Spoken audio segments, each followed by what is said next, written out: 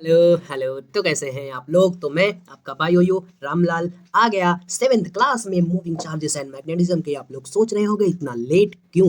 इतना लेट इसलिए भाई कि सही सही बताऊं, झूठ झूठ नहीं बताऊंगा। आए थे घर वाले, मम्मी पापा आए थे, महाकुंभ में नहलाने लेके चले गए भाई। चल चल के इतना इतना चलना पड़ा, लगभग मुझे लगता है 7 to 8 किलोमीटर पैदल चलना पड़ा, मतलब बाई लेग, जिसकी वजह से हाथ पैर बॉडी सर्दी जुकाम सब हो गया। मैं 2 दिन से लेटा हुआ था, आज सुबह उठा दवा खा के, तब बॉडी थोड़ी सी अच्छी लगी, मतलब ठीक है बैठ सकते हैं। बैठने भर की हिम्मत नहीं थी, बस इतना समझ लो। तो आ गए हैं, क्लासेस अब कंटिन्यू रहेंगी। और लाइव क्यों नहीं चल रहा है? लाइव इसलिए नहीं चल रहा है क्योंकि मेरा फ़ोन फिर से ख़राब हो गया, पता नहीं क्या हो जा रहा है यार। देखते हैं, फ़ोन सही हो जाएगा तो लाइव चलेंगे। तब तक भाई अच्छा हुआ मेरे पास टैब है, वरना अगर सारा काम मोबाइल से हो रहा होता तो अब तक बंद हो गया होता। तो स्टार्ट करेंगे। जो भी क्वेश्चन कराए हैं सिंपल सिंपल क्वेश्चन है, सिंपल फार्मूला बेस्ड। और नीट में क्वेश्चन 30 तो फार्मूला बेस्ड ही आने हैं। 2 लाइन कैलकुलेशन 1 फार्मूला। स्टार्ट करेंगे हम अपने पहले सवाल से। उसके पहले थोड़ा सा बेसिक करेंगे। क्या बेसिक? फार्मूले जिसको हम यूज करने वाले हैं थ्रू आउट द लेक्चर या दिस पीडीएफ। क्या यूज करने वाले हैं हम यूज करने वाले हैं F is equal to I L vector into cross, cross मतलब क्रॉस प्रोडक्ट, इंटू बी। अब इसमें बी क्या है, एल क्या है, आई क्या है? एक मैग्नेटिक फोर्स होगी जो, अगर ये फील्ड है और मान लो मैंने इसमें एक वायर रख दिया, अगर मैंने इसमें एक वायर रख दिया, एक काम करें क्या, वायर को अभी हम ऐसे सीधा ही रखते हैं। ये मैग्नेटिक फील्ड है, ये मेरा वायर है और करंट इधर से इधर जा रहा है। तो इस वायर की वजह से देखो, हमको पता है अगर वायर है, वायर में करंट है, ये वायर है, वायर में करंट है, तो ये अपने आसपास एक मैग्नेटिक फील्ड क्रिएट करता है। उस मैग्नेटिक फील्ड की वजह से जो फोर्स लगेगी वो हमको बताना है। अब ये एक मैग्नेटिक फील्ड एक्सटर्नल है और उस वायर जब जाएगा तो उसमें से भी एक मैग्नेटिक फील्ड क्रिएट होती है। तो जो मैग्नेटिक फोर्स होती है वो हो जाती है आई एल। आई मतलब जो करंट इस वायर से जा रहा है उस वायर की लेंथ क्रॉस डी, मतलब मैग्नेटिक फील्ड जो एक्सटर्नल वाली है। ठीक है, कितनी लगेगी फोर्स? अगर मैं इसको वेक्टर से डॉट प्रोडक्ट को हटाऊं, क्रॉस क्रॉस को हटाऊं, तो क्या आ जाएगा, साइन या कॉस? साइन, क्योंकि क्रॉस में कॉस नहीं आता, तो यहाँ पे हो जाएगा साइन थीटा। मेरी आवाज भी आपको चेंज लग रही होगी जुकाम की वजह से। तो ये मेरा हो जाएगा फोर्स। अब एक बात और बतानी थी। क्या? अच्छा, अगर ये साइन थीटा है तो ये एंगल किसके किसके बीच है? ये है एंगल आई एल और बी के बीच का एंगल। तो अभी मेरा एंगल कितना है बता सकते हैं? 90 डिग्री। तो साइन 90 1 होता है, तो डायरेक्टली ये हो जाएगा क्या, बिल। आप याद रखेंगे बिल। बिल मीन्स छेद, छेद means hole, not whole complete वाला, HOLE वाला होल। ठीक है, ठीक है। तो ये आप याद रखेंगे कि जो फोर्स लगेगी वो बिल के बराबर लगेगी। और दूसरी चीज, अगर ये किसी एंगल पर होता तो हम थीटा की वैल्यू रखते। अगर ये मैग्नेटिक फील्ड के पैरेलल वायर हो जाएगा तब इस बी और इस आई एल के बीच एंगल मेरा 0 हो जाएगा, तो फोर्स भी मेरी 0 हो जाएगी। इस बात को आप याद रखिएगा। ठीक है, स्टार्ट करेंगे हम अपने क्वेश्चंस 1 बाय 1। एक चीज और बतानी थी कि अगर मान लो ऐसे वायर घुमाया है, ऐसे ऐसे ऐसे, तो आप क्या करेंगे, आप इस वायर से इस वायर को मिला देंगे। ठीक है, ये हमारा एल इफेक्टिव हो जाएगा, ये मेरा एल इफेक्टिव हो जाएगा। मतलब इन सारों की रिप्लेस करके मैं सिर्फ ये लेंथ लूंगा तब भी मेरा आंसर सेम आएगा। स्टार्ट करते हैं अपने पहले सवाल से। क्या है भाई पहला सवाल? ये करंट ए से बी से सी से डी तक जा रहा है और मुझे बतानी है मैग्नेटिक फोर्स ए और बी के बीच में। एक मिनट, ए और डी के बीच में, तो मैंने बी को डी बना दिया है, पीडीएफ में भी सेव कर दिया है। तो भाई करते हैं। अब मुझे एक बात बताओ, मैंने एंगल नहीं बताया ना, डायरेक्शन फोर्स की। F is equal to I L cross B. तो हम अपनी 4 फिंगर इस आई एल की तरफ रखेंगे और थप्पड़ मारेंगे किसको, बी को, तो थंब मेरा फोर्स की डायरेक्शन बता देगा। इस बात को ध्यान रखिएगा, पहली क्लास से आई थिंक ये चीज हम सीखते हुए आ रहे हैं। तो स्टार्ट करेंगे। जब हम स्टार्ट करेंगे तो मुझे एक बात बताओ, हम एल इफेक्टिव यहां से यहां वाली लेंगे। ठीक है, अब क्या मेरा एंगल कितना हो गया, 90 हो गया। तो यहां पर जो फोर्स लगेगी वो लगेगी I L effective, I L effective into B. Sine 90 तो मेरा 1 हो गया है, तो उसकी टेंशन लेनी ही नहीं है क्योंकि यहाँ पे एंगल 90 है। अब मुझे फोर्स देखनी है लग कहाँ रही है, क्रॉस इनसाइड या आउटसाइड। तो क्या करेंगे भाई, आई एल की तरफ फिंगर करेंगे। देखो जहां से जहां पे मिलाएंगे इस डायरेक्शन में जाएंगे। तो ऐसे फिंगर रखा, ऐसे फिंगर रखा, देखो 4 फिंगर मैंने रखा, मैग्नेटिक फील्ड इधर है, इसको थप्पड़ मारा तो थंब मेरा कहाँ आ रहा है, बाहर। बाहर मतलब डॉट। क्यों डॉट? क्योंकि अंटी बाहर बिंदी लगाती है, इसीलिए। ये ट्रिक था, कंसेप्ट नहीं, उसको याद करने का तरीका कि डॉट और क्रॉस आउट इनमें कभी कंफ्यूजन ना आए। अब इसमें देखते हैं, ये मेरी फोर्स आ गई, यही फोर्स होगी। अब इसमें देखते हैं भाई। अब इसमें मैं एल इफेक्टिव यहाँ से यहाँ मिला तो दिया, लेकिन यहाँ पर ये जो बी है और एल है, दोनों के बीच एंगल कितना है भाई? 0। तो मैं F is equal to B I L तो लिखूंगा, बिल एल इफेक्टिव तो लिखूंगा, लेकिन साइन 0 लिखना पड़ेगा, साइन 0 लिखना पड़ेगा, तो फोर्स मेरी 0 लगेगी। तो इस बात को आप याद कर लेंगे, ठीक है। अब आगे चलेंगे। अब इसमें कंसेप्ट है भाई, ये क्वेश्चन नहीं है, ये आप कंसेप्ट कह सकते हैं। यहाँ पर मुझे जी के लिख देना चाहिए था, मैंने लिखा नहीं, लिख देते हैं भाई, अभी लिख देते हैं। तो जिन लोगों को नहीं पता जीके का मतलब क्या, जीके मतलब थ्योरी वाला पार्ट जो आपको पता होना चाहिए। Magnetic force on close loop in uniform, इस बात को याद रखिएगा, यूनिफॉर्म मैग्नेटिक फील्ड ऑलवेज 0। अगर मुझे ये डॉट डॉट डॉट जा रहा है, इसका क्या मतलब पता है? मैग्नेटिक फील्ड अंदर है और करंट ऐसे बह रहा है, मतलब एंटी क्लॉकवाइज। तो कैसा भी लूप हो, कुछ भी हो, अगर मैग्नेटिक फील्ड कुछ ना बताया हो तो यूनिफॉर्म मानेंगे, ध्यान रखिएगा। तो मैग्नेटिक फील्ड है, यूनिफॉर्म है, क्लोज लूप है, फोर्स 0 हो जाएगी लूप में। इसमें भी वही सेम चीज होगा, इसमें भी वही सेम चीज होगा। मैग्नेटिक फील्ड है, क्लोज लूप है, तो फोर्स लूप पे बतानी तो 0 आ जाएगी, क्योंकि हम जब एल इफेक्टिव लेंगे तो घूम के तो ये इधर आ रहा है, तो एल इफेक्टिव मेरा 0 हो जाएगा। तो जब एल इफेक्टिव 0 हो गया, यहाँ पर एंगल की वजह से नहीं फोर्स 0 हुई, यहाँ पर एल इफेक्टिव की वजह से फोर्स 0 हो गई। आगे चलेंगे अगले सवाल में। अब अगले सवाल को आपको देख के समझ जाना चाहिए कि यहाँ पर मैं एक एल इफेक्टिव लूंगा, वो मेरा फोर्स 0 कर देगा। क्यों? क्योंकि इस L और इस B के बीच में जो एंगल थीटा है वो 0 है, इसलिए। ठीक है, कोई दिक्कत नहीं। तो अब आगे क्या? आगे ये कि इसमें तो बताओ फोर्स, इसमें कैसे बताएंगे भाई? इस वाले लूप में एक काम करें क्या, यहां से यहां के बीच में कितनी L इफेक्टिव है? L इफेक्टिव मेरी 2R है, तो फोर्स तो मेरा बिल होगा, BIL। क्यों डायरेक्ट बिल लिख दिए भाई? एंगल का क्या, एंगल 90 डिग्री है ना, तो साइन 90 1 हो गया, इसलिए मैंने थीटा लिखा ही नहीं, ये आपको अंडरस्टूड होना चाहिए। अब बी तो मेरा फिक्स है, एल इफेक्टिव मेरा कितना है? 2R, और इसके साथ मल्टीप्लाई कर देंगे जो करंट इसमें फ्लो हो रहा है, जिसको हिंदी में कहते हैं बह रहा है।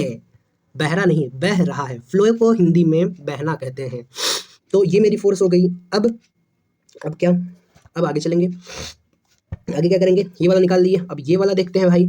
अब इसमें आपको थोड़ा सोचना पड़ेगा कि ऐसे एल इफेक्टिव लें या ऐसे लें। तो हम एक काम करते हैं, हम इनिशियल पॉइंट और फाइनल पॉइंट को मिला देते हैं। ठीक है, मिला दिया, समस्या एल इफेक्टिव में ही है। तो ये क्या हाइपोटेनियस हो गया इस 90 डिग्री वाले एंगल का, ये आर है, ये आर है, तो ये √2R हो जाएगा। जिसको ये नहीं समझ में आया वो जाके 11th का वेक्टर पढ़ के आएंगे, क्योंकि बहुत बार पढ़ा दिया है भाई, पाइथागोरस से भी देख सकते हैं आप। तो मेरा एल इफेक्टिव कितना हो गया? √2R। तो यहाँ पर फोर्स लिख देंगे बिल, BIL इफेक्टिव। अब एक बात बता दो, यहाँ पर हम, और यहाँ पर ये सवाल रॉन्ग हो जाएगा। क्यों रॉन्ग हो गया भाई? सब तो सही था, एल इफेक्टिव तो सही निकाला था, रॉन्ग क्यों हुआ? रॉन्ग इसलिए हुआ क्योंकि क्या हम स्टार्टिंग से सीखते आ रहे हैं कि जो क्रॉस प्रोडक्ट होता है वो मेरा परपेंडिकुलर रहता है तो अच्छा काम करता है। अच्छा काम करने का मतलब कि प्रॉपर उसकी वैल्यू आती है। तो यहाँ पर आप ये दिमाग में आ सकता है कि एंगल क्यों नहीं लेंगे? नहीं लेंगे भाई, नहीं लेंगे। हम मैग्नेटिक फील्ड का परपेंडिकुलर कंपोनेंट वाला एल लेते हैं। तो यहाँ पर एल इफेक्टिव मेरा सिंपली आर आ जाएगा। तो यहाँ पर BIR मेरा सही आंसर होगा, BI√2R मेरा गलत आंसर होगा। इस बात को ध्यान रखिएगा। यही चीज सिखाने के लिए सर जी ने हमको ये सवाल करवाया था। अब ये क्वेश्चन थोड़ा सा अच्छे लेवल का है।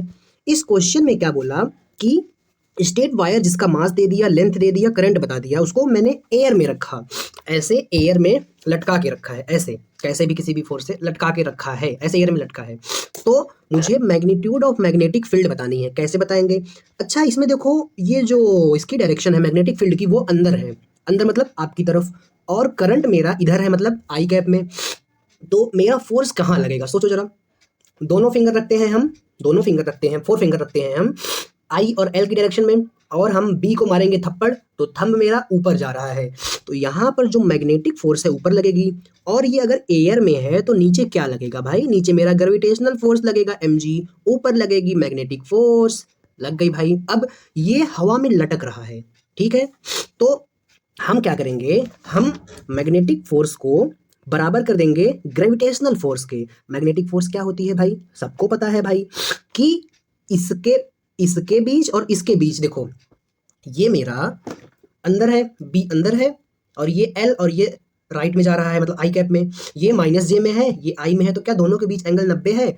इसलिए मैं यहाँ पर डायरेक्ट बिल लिख दूंगा, लिख दो बिल बराबर mg। m का वैल्यू कितना दिया है? m का वैल्यू दिया है 400 ग्राम। kg में कन्वर्ट करने के लिए 1000 से डिवाइड, मल्टीप्लाई बाई 10g की वैल्यू। तो इस 3 जीरो से ये 3 जीरो कैंसिल हो जाएगा, तो b लिख देंगे हम 4 डिवाइडेड बाई आई एल। आई कितना है भाई 2 एम्पियर, एल कितना है भाई 2 मीटर। तो क्या ये 2 दूनी 4 बाई 4 हो गया। तो मेरा आंसर 1 आ गया मैग्नेटिक फील्ड का। 1 टेस्ला। टेस्ला किसकी यूनिट होती है मैग्नेटिक फील्ड की, मैग्नेटिक फोर्स की। सॉरी एक मिनट, फील्ड की नहीं, फोर्स की तो न्यूटन होती है, टेस्ला ही आएगा फील्ड की यूनिट। अब देखो स्टेट वायर है 0.5 मीटर का करंट है उसमें इतना, उसको प्लेस किया यूनिफॉर्म मैग्नेटिक फील्ड में 2 टेस्ला के। तो magnetic field is perpendicular to length of wire. देखो एक वायर ऐसे है और एक वायर ऐसे सिंपली है, ये वायर है एल लेंथ का और आई करंट जा रहा है और मैग्नेटिक फील्ड इसके परपेंडिकुलर है, मतलब ये बी है। तो मुझे क्या बतानी है, मुझे लेंथ ऑफ फोर्स बतानी है, लेंथ ऑफ वायर्स के परपेंडिकुलर है। तो मुझे एक बात बताओ, यहाँ पर हम फोर्स बराबर डायरेक्ट बिल लिख देंगे क्योंकि क्वेश्चन में ही बता दिया भाई कि बी और एल परपेंडिकुलर है, तो हम डायरेक्ट बिल लिख देंगे। अब बी की वैल्यू कितनी दी है क्वेश्चन में 2 टेस्ला, आई की वैल्यू 1.2, एल की वैल्यू कितनी दी है भाई, एल की वैल्यू 0.5 को हम लोग 1/2 लिख सकते हैं, तो 1/2 से 1/2 कैंसिल और मेरा 1.3 न्यूटन मेरा आ गया फोर्स, मतलब ये वाला। अब इसमें देखो इन चारों केस में हमको सिर्फ डायरेक्शन बताना है मैग्नेटिक फील्ड का, चारों केस में। Find the magnetic direction of a force, magnetic direction of force बतानी है चारों केस में जो करंट कैरी वायर कर रहे हैं। Direction of magnetic field indicate है, ये वाई फील्ड है, ये एक्स फील्ड है, तो जेड यहाँ होगी मेरी तरफ, ये वाई है, ये एक्स है, दूसरी पेन ये जेड है। ये देखो ऐसे वाई एक्स जेड, तो डायरेक्शन से खेलना तो अब तक आप सीख ही गए होंगे। तो निकालते हैं भाई पहले वाले केस में, मेरी जो बी की डायरेक्शन है वो आउटवर्ड है, हाँ। एल की डायरेक्शन आई कैप है, बी की डायरेक्शन प्लस के है, तो हम 4 फिंगर रखेंगे एल की डायरेक्शन में और थप्पड़ मारेंगे बी को, तो अंगूठा मेरा देखो नीचे जा रहा है, नीचे मतलब माइनस जे कैप, माइनस जे कैप। ये प्लस के में है, ये आई में है और फोर्स की डायरेक्शन जाएगी माइनस जे में, मतलब वाई एक्सेस पर माइनस जे में चली जाएगी। एक सेकंड रुकिए, मैं बार बार कर रहा था, अच्छा नहीं लग रहा था, क्लीन करके आगे। अब आते हैं दूसरे केस में। दूसरे केस में मैग्नेटिक फील्ड तो दे दिया, डायरेक्शन नहीं बताया है। अच्छा हाँ, मैग्नेटिक फील्ड और एल एक ही डायरेक्शन में, तो यहाँ पर फोर्स 0 लगेगी, मतलब फोर्स की कोई डायरेक्शन ही नहीं होगी। जब फोर्स ही नहीं लग रही है तो डायरेक्शन कहाँ से होगी भाई। आ गए भाई इस वाले केस में। अब इस वाले केस में देखना कि मैग्नेटिक फील्ड फोर्थ वाले केस में अंदर जा रही है, ठीक है। एल इफेक्टिव ले लें क्या, ले लें, ले लेते हैं। ये एल इफेक्टिव हो गया, मैग्नेटिक फोर्स अंदर जा रही है, एल इफेक्टिव नीचे है, तो ये ऐसे मैंने 4 फिंगर किया कि नहीं किया, आपके सामने किया ना। ये देखो ये 4 फिंगर थी मेरी, ये मैंने इसके डायरेक्शन में की और थप्पड़ इधर मारूंगा तो मैग्नेटिक फील्ड तो बाहर है, अच्छा बाहर ही है मैग्नेटिक फील्ड यार, मैग्नेटिक फील्ड बाहर है तो बाहर थप्पड़ मारूंगा तो थंब मेरा इधर जा रहा है, मतलब मेरी फोर्स इस साइड लगेगी। इस साइड का क्या मतलब, माइनस आई कैप में मेरी फोर्स लगेगी। अब आगे चलते हैं, इसमें देखते हैं भाई। इसमें हम एक काम करें, इसमें भी हम मिला सकते हैं, इस पॉइंट से इस पॉइंट तक, यहाँ से यहाँ जा रहा है तो यहाँ से यहाँ एल इफेक्टिव मिला देंगे, एल इफेक्टिव 2r हो जाएगा, यहाँ पर क्लियर है। यहाँ पर मैग्नेटिक फील्ड बाहर आ रही है, एल इफेक्टिव ऐसा है, एल इफेक्टिव की तरफ 4 फिंगर रखा, थप्पड़ मारा किसको, मैग्नेटिक फील्ड को, थंब मेरा ऊपर गया, ऊपर मतलब प्लस जे, तो प्लस जे में मेरा आ गया वैल्यू। अब आगे चलेंगे अगले सवाल पर। अब यहाँ पर देखो भाई, यहाँ पर थोड़ा सा अच्छा सवाल है। यूनिफॉर्म मैग्नेटिक फील्ड क्वेश्चन ने बता दिया है इतना है, किस डायरेक्शन में, प्लस के। अब प्लस के कहाँ होगा, ये वाई है, ये एक्स है, ये वाई है, ये एक्स है, तो प्लस के ये मेरी तरफ होगा, ऐसे मेरे पास आ रहा होगा, ऐसे ये प्लस के होगा, ये वाई, ये एक्स, ये प्लस के, दिख नहीं रहा होगा आपको बट बता देता हूँ मेरी तरफ है, ठीक है।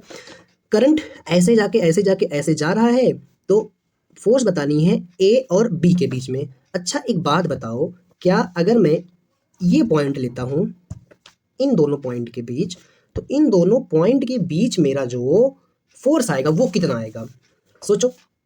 जाने दो, आप सीधा एल इफेक्टिव निकालो, यहाँ से यहाँ ये एल, ये एल, ये एल, तो एल इफेक्टिव क्या मेरा 3L आ गया, हाँ एल इफेक्टिव मेरा 3L आ गया। अब क्या करेंगे आगे, आगे हम रखेंगे F is equal to B I L, simply. अब ये मेरी आई की डायरेक्शन है, आई और एल की डायरेक्शन है, ये इस डायरेक्शन में एक्स एक्सिस पर, और बी की डायरेक्शन उसने पहले ही बता दी के है, तो ये मेरी के की डायरेक्शन है, दोनों परपेंडिकुलर है, तो मैं डायरेक्ट बिल लिख दूं साइन 90 को ना पुट करके, मतलब यहाँ पर साइन 90 1 है वो दिख नहीं रहा है, तो मैं सीधा बिल लिखूंगा बी इंटू आई। एल की वैल्यू कितनी है भाई 3L, तो 3L मेरा फोर्स आ गया। अच्छा, अगर मुझे डायरेक्शन बतानी हो तो कैसे बताएंगे कि कौन से डायरेक्शन में फोर्स है? सिंपली इसकी तरफ फोर फिंगर रखो, रख दिया फोर फिंगर। बी मेरा बाहर है, मतलब थंब मेरा नीचे जाएगा, मतलब -J डायरेक्शन में मेरी फोर्स लगेगी। अब आगे चलेंगे। मैग्नेटिक फोर्स हमको दे दिया 3 टेस्ला, इनिशियल पोजीशन दे दी, एंड पॉइंट दे दिया, और हमको मैग्नेटिक फोर्स बतानी है वायर में।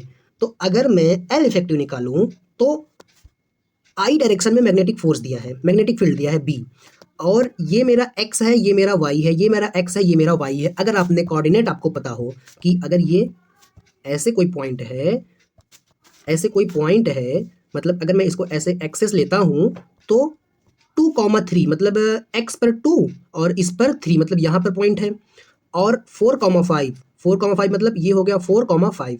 तो एक्स एक्सेस में इस पॉइंट और इस पॉइंट की वजह से जो एल इफेक्टिव होगा उस पर मेरी फोर्स 0 लगेगी। क्यों? क्योंकि ये दोनों तो डिस्टेंस एक्स एक्सेस में ही है और मेरा मैग्नेटिक फील्ड भी एक्स एक्सेस में है, तो इसकी वजह से फोर्स तो 0 हो जाएगी। आई होप आपको समझ में आया होगा। लेकिन जो एल इफेक्टिव वाई डायरेक्शन में है 3 और 5, तो यहाँ पर 3 है, यहाँ पर 5 है, तो इस डायरेक्शन में एल इफेक्टिव कितना हो जाएगा? 2, 5 - 3।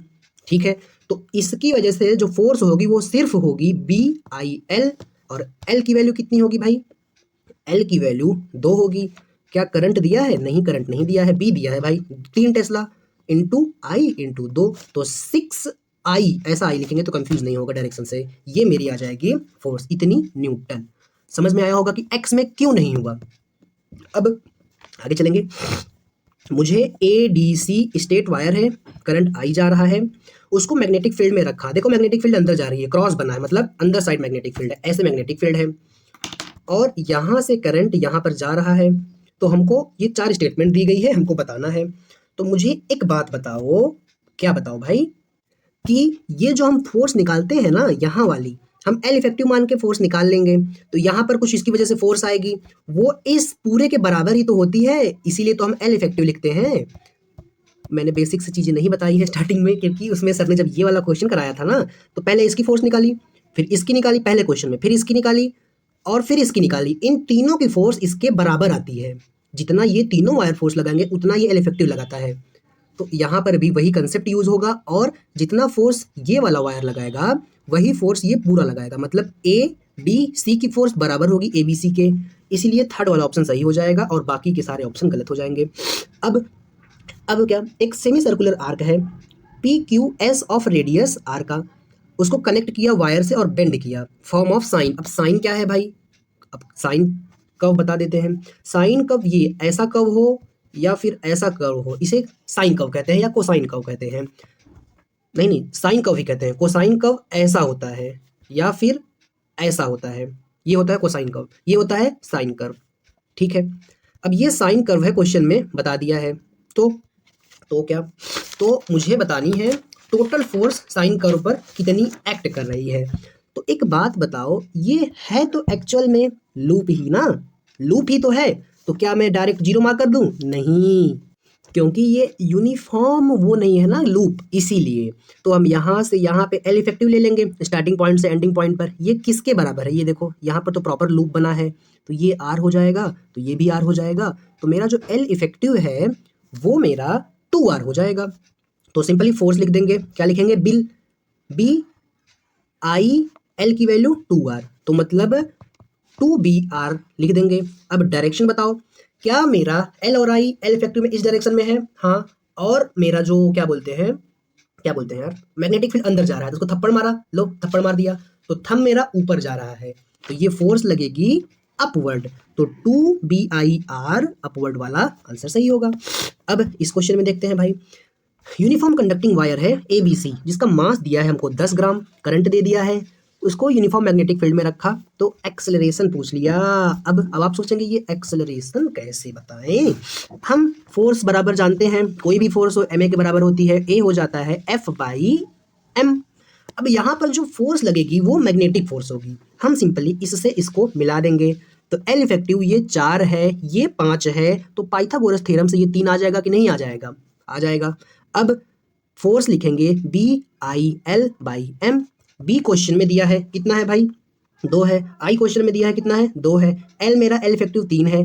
मास कितना दिया है, मास मेरा 10 ग्राम दिया है, उसको केजी में कन्वर्ट करने के लिए 1000 से डिवाइड करेंगे, ये वाला 1000 चला जाएगा ऊपर, तो ये 2 दूनी 4 तिहाई 12 मल्टीप्लाई बाई 1000 डिवाइडेड बाई 10, ये इससे कैंसिल हो गया और मेरा 1200 न्यूटन 1200 न्यूटन आएगा। एक मिनट, एल को कौन से फॉर्म में दिया है?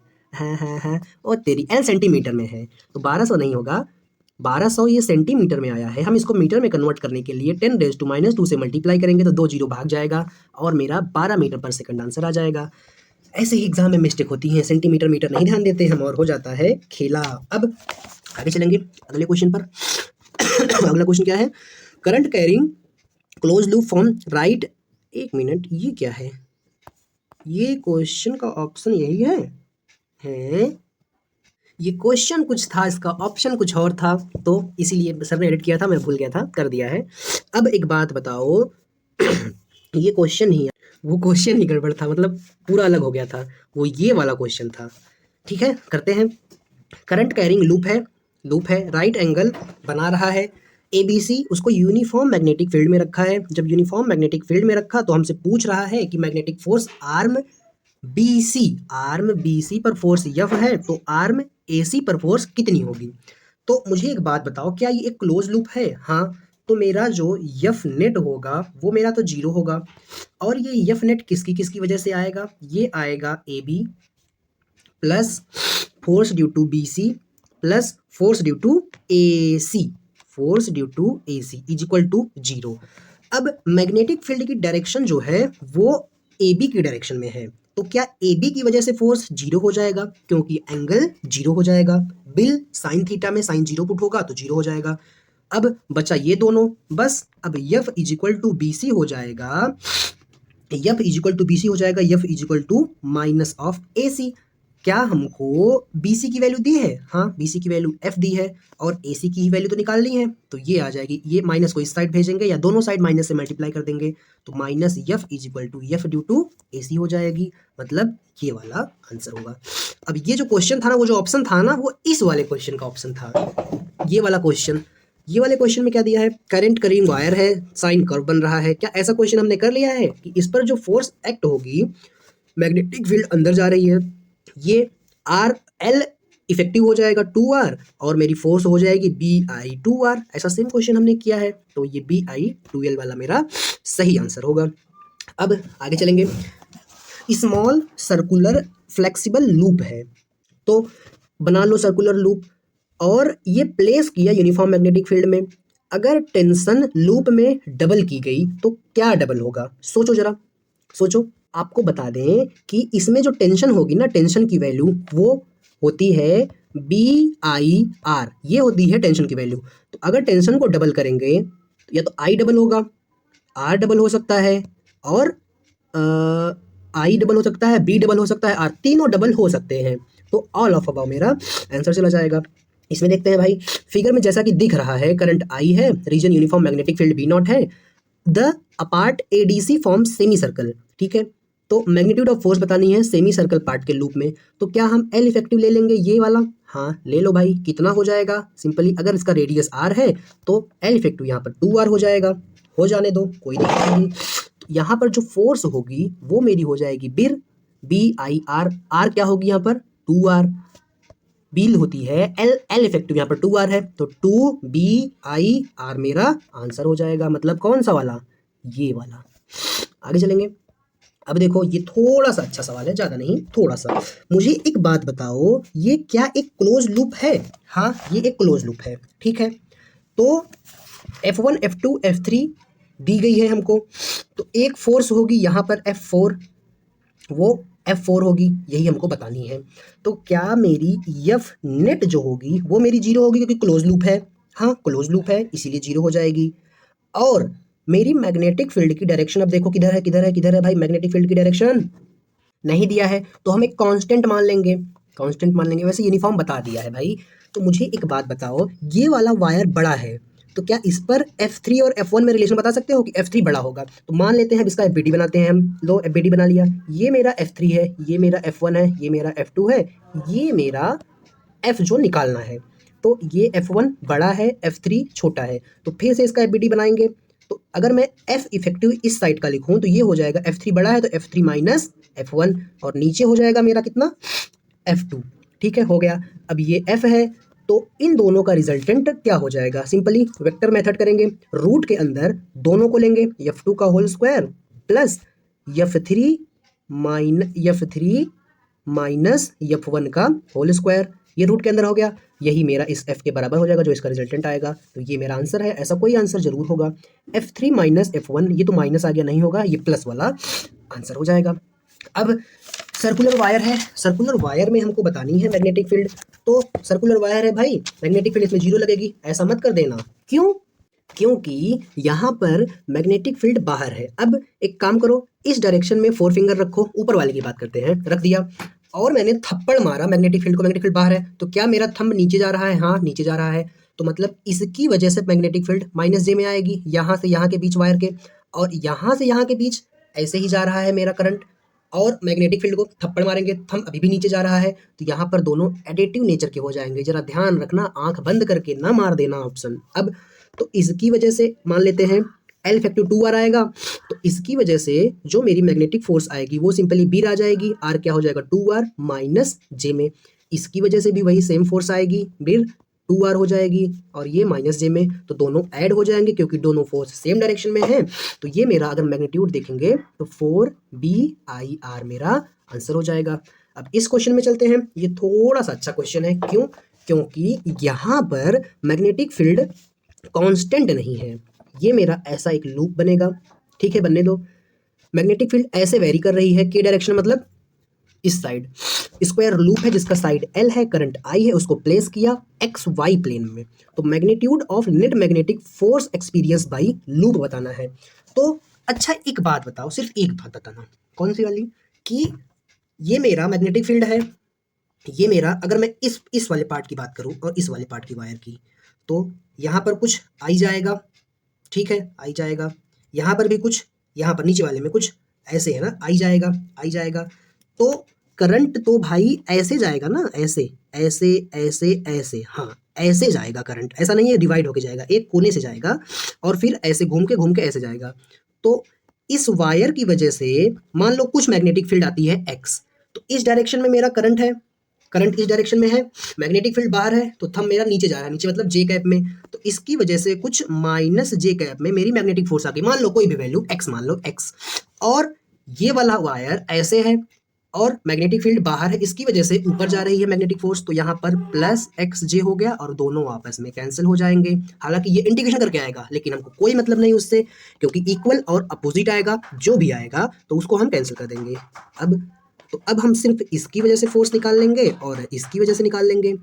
यहाँ पर ऐसे जा रहा है वायर, फिक्स डिस्टेंस पर है, हाँ फिक्स डिस्टेंस पर है, और मैग्नेटिक फील्ड ऐसे है, दोनों के बीच 90 है, अभी भी बिर ही लगेगा, लेकिन यहाँ को हम इसको एक्सेस मान लेंगे, तो यहाँ पर तो मेरी एक्स की वजह से, एक्स को चेंज करने की वजह से मेरा मैग्नेटिक फील्ड चेंज होगा, बट इस लाइन पर कांस्टेंट होगा, तो इस पॉइंट पर जो मेरी मैग्नेटिक फोर्स आएगी ना, वो simply B not 1 plus x की वैल्यू 0 डिवाइडेड बाई एल, ये आ गई बी की value into I into L, तो ये 0 हो जाएगा और ये 1 हो जाएगा, तो सिंपली बी नॉट को 1 से मल्टीप्लाई करेंगे तो बी नॉट आई एल, ये मेरी फोर्स हो जाएगी, बी नॉट आई एल, बॉयल नहीं, बी नॉट आई एल, तो यहाँ पर ये फोर्स हो जाएगी। ये किस डायरेक्शन में आएगी, 4 फिंगर को ऐसे रखो, मैग्नेटिक फील्ड को थप्पड़ मारो, क्या ये इस डायरेक्शन में आ रही है, मतलब माइनस आई कैप में।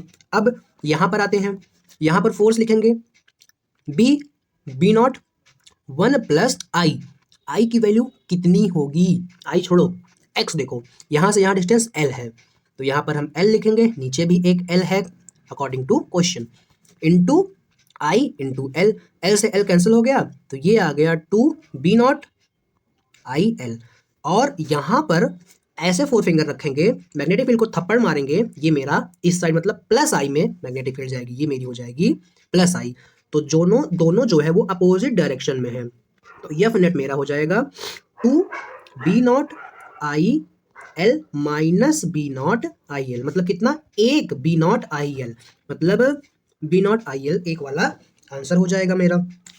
आगे चलेंगे अगले सवाल पर। अगला सवाल क्या है भाई? अब इस क्वेश्चन के लिए आपको एक चीज पता होनी चाहिए कि अगर दो वायर हैं, इसमें आई ऐसे जा रहा है, इसमें भी आई ऐसे जा रहा है, सेम डायरेक्शन में है, और अगर सेम डायरेक्शन में होते हैं करंट तो चार्ज का अपोजिट लगता है, यहाँ पर अट्रैक्टिव फोर्स लगेगी। और अगर ये करंट इधर जा रहा है, ये करंट इधर जा रहा है, मतलब अपोजिट है, तो अपोजिट चार्ज नॉर्मली अट्रैक्ट करते हैं, लेकिन यहाँ पर होगा क्या? रिपल्सन होगा, रिपल्सिव फोर्स लगेगी। ये फोर्स होती कितनी है? ये फोर्स होती है F is equal to mu not I1 जो एक वायर में है, दूसरी I2 डिवाइडेड बाई 2 पाई ए क्या है? दोनों वायर के बीच की डिस्टेंस। अब हम यहाँ पर आ जाते हैं, देखो हम एक वायर इसको लेंगे, दोनों की डायरेक्शन सेम है, तो यहाँ पर अट्रैक्टिव फोर्स लगेगी या रिपल्सिव, मुझे सिर्फ इतना बता दो। मान लो ये डिस्टेंस ए है, तो दोनों एक ही डायरेक्शन में, सेम डायरेक्शन मतलब सेम चार्ज रिपल करते हैं, लेकिन सेम करंट में वायर अट्रैक्ट होता है, तो F अट्रैक्टिव लगेगी। ठीक है, ठीक है। मान लेते हैं यहाँ से यहाँ की डिस्टेंस कुछ b है, तो ये करंट नीचे जा रहा है, ये करंट ऊपर जा रहा है, अपोजिट डायरेक्शन मतलब यहाँ पर रिपल्सिव फोर्स लगेगी। कैसी फोर्स लगेगी? रिपल्सिव लगेगी। लेकिन जो रिपल्सिव फोर्स होगी वो यहाँ पर जो वैल्यू थी ए की, ये ए की वैल्यू कम है, तो फोर्स यहाँ की बड़ी होगी। यहाँ पर एक बी की वैल्यू बड़ी है, तो ये जब बड़ा हो जाता है तो ये छोटा हो जाता है। तो अट्रैक्टिव फोर्स और रिपल्सिव फोर्स को हम इस डिस्टेंस की वजह से कंपेयर कर पाएंगे। डिस्टेंस ज़्यादा क्योंकि इनवर्स रिलेशन है, तो अट्रैक्टिव फोर्स ज़्यादा हो जाएगी, रिपल्सिव फोर्स कम हो जाएगी। तो होगा क्या? तो ये इसके पास जाना चाहेगा, तो मूव टूवर्ड द वायर। आगे चलेंगे। एक फिक्स इनफाइनाइट वायर है, ठीक है, ये बता दिया सर, नहीं बता दिया, यहाँ पर रिपल्सिव लग रहा है, सेम डायरेक्शन में है तो अपोजिट में है तो रिपल्सिव लग रहा है, और सेम डायरेक्शन में है यहाँ पर अट्रैक्टिव लग रहा है। तो सर्कुलर वायर मूव अवे, यार मैंने मिटाना भूल गया, इन दोनों के बीच की डिस्टेंस कम है, तो यहाँ पर रिपल्सिव फोर्स ज़्यादा होगी। डिस्टेंस ज़्यादा है, अट्रैक्टिव फोर्स कम होगी, तो ये इससे ये वाली फोर्स बड़ी हो जाएगी, दूर करने वाली, और पास करने वाली फोर्स छोटी हो जाएगी। तो इसीलिए ये दूर भागेंगे क्योंकि रिपल्सिव फोर्स ज़्यादा है। ये क्वेश्चन करते हैं, इंटीग्रेट करके करना है, नॉट फॉर नीट है। क्यों नॉट फॉर नीट है? क्योंकि ऐसा सवाल नीट में आने के चांसेस न के बराबर हैं। ठीक है, हमको मैग्नेटिक फोर्स निकालनी है स्मॉल वायर पर जिसकी लेंथ L है ड्यू टू इनफाइनाइट वायर। तो एक काम करेंगे, हम यहाँ पर एक x डिस्टेंस पर छोटा सा dx का एलिमेंट काट लेंगे, तो उस पर मेरी मैग्नेटिक फोर्स कितनी होगी? ये मेरी हो जाएगी mu naught I divided by 2 pi x। ये फार्मूला कहाँ से आया? इनफाइनाइट वायर की वजह से इस डिस्टेंस पर फोर्स जो होती है यही होती है। ये स्टार्टिंग में हम पढ़ते थे, एकदम स्टार्टिंग में। कहाँ पर? एकदम स्टार्टिंग में। ठीक है, ठीक है। अब मुझे एक बात बताओ, अगर मैं इन दोनों की वजह से फोर्स लिखूं तो मैं एक छोटी सी फोर्स लिखूंगा dF, वो कितनी होगी? वो simply bx into I2 into dx हो जाएगी। हाँ, हो तो जाएगी। तो एक काम करेंगे, दोनों को इंटीग्रेट करेंगे तो हमको बड़ी वाली फोर्स मिल जाएगी, टोटल फोर्स। तो यह फोर्स लिख दिए। अब इसको भी इंटीग्रेट करेंगे तो ये bx है, bx की वैल्यू कितनी है भाई? 2, एक second, mu naught I divided by 2 pi x है। हाँ, x है, और यहाँ पर एक्स्ट्रा क्या है भाई? I2 dx। अब इसको इंटीग्रेट करना है, लिमिट क्या रखेंगे? ऐसे सवाल हम बहुत सारे कर चुके हैं, मुझे लगता है 4, 5, 6 सवाल हर चैप्टर में ऐसा हम लोग करते हैं। एक सवाल जरूर करते हैं। मिनिमम डिस्टेंस है इसकी L, A मैक्सिमम डिस्टेंस है A प्लस L, तो लिमिट इसका होगा A से A प्लस L।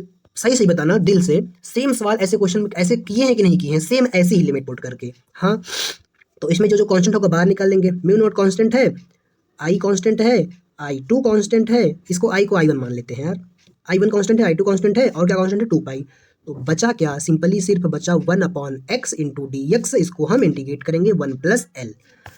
अब 1/x का जो इंटीग्रेशन होता है वो होता है सिंपली log x, और मैं इसको ज़्यादा डिटेल में नहीं करूँगा क्योंकि ऐसा क्वेश्चन जो प्रीवियस में कराया हूँ वो डिटेल में कर चुका हूँ, तो आपको इसके पहले का पढ़ा होना चाहिए।